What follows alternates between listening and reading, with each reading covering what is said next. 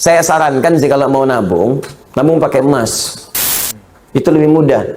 Ini saya sarankan. Karena ayat-ayat di Quran ketika bicara harta itu kebanyakan bicara tentang emas dan perak. Ya, misal Quran surah ketiga, ayat ke-14. Paling kanan agak ke bawah. Zuyyina lin-nasi hubbus syahawati minan nisa'i wal banin wal qanatiril muqantarati minan dzahab wal fiddah. Ya, qanatir muqantarah itu ada harta yang punya nilai intrinsik, berharga. Yang kalau dikumpulkan punya nilai. Jadi ada harta yang punya nilai intrinsik, ada yang ekstrinsik. Intrinsik itu di dalamnya memang ada nilainya. Ya sudah ada nilai, jadi nggak berpengaruh oleh apapun.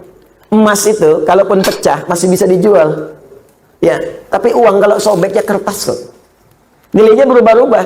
Makanya sekarang selalu mengalami devaluasi. Menurut saya bukan mengalami penurunan tuh, memang nilainya diturunkan dengan kepentingan tertentu. Dulu itu masih menggunakan emas.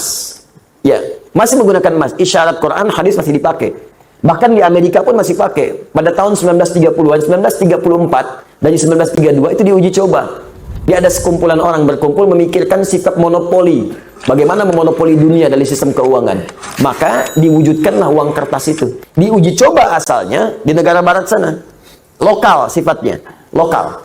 Apa yang diuji coba? Ditarik emas-emas dari penduduk lokal, dibuatlah uang kertas. Yang tidak mematuhi diberikan hukuman. Maka dari situ diberikan uang kertas, tapi uang kertas itu masih punya nilai setara dengan emas. Diberikan per onsnya emas itu setara dengan $20 pada masa itu. Terus orang nukar tuh, yang sadar bahwa kertas ini nggak punya nilai intrinsik, maka dia menyimpan kemudian emasnya di tempat lain supaya tidak kena hukuman. Ini kisah nyata ini, nanti ada perjanjiannya. Nah teman-teman sekalian, apa yang terjadi? Ketika uang itu sudah menyebar dan emasnya cukup terkumpul, maka diturunkan, didevaluasi nilainya. Yang tadinya per onsnya $20, ya diturunkan nilainya. Seakan-akan harga emas itu jadi naik, padahal emas itu segitu-gitu aja. Ya, uangnya turun lagi.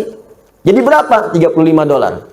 Ya, nilainya terus bertambah. Jadi seakan-akan jadi mahal gitu. Ya, padahal uangnya diturunkan, nilai uangnya yang turun, bukan barang yang naik.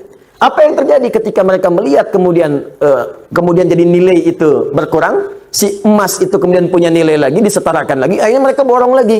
Melihat uji cobanya berhasil, maka dipaksakanlah ke seluruh dunia. Maka dipaksa uang-uang mata uang yang kita gunakan untuk turun nilainya. Mata uang mereka naik. Makanya satu kita balas dengan 13.000. Mereka cuma mengeluarkan satu, kita keluarkan 13.000. Dikuraslah kemudian harta benda kita keluar. Paling gampang. Makanya nggak ada nilainya. Tempat lain ada yang 20.000. Satu, mereka ngasih satu, kita ngasih 20. Dan yang paling gampang itu kan kertas. Kertas kalau disobek, dihilangkan nilainya, nggak ada nilai.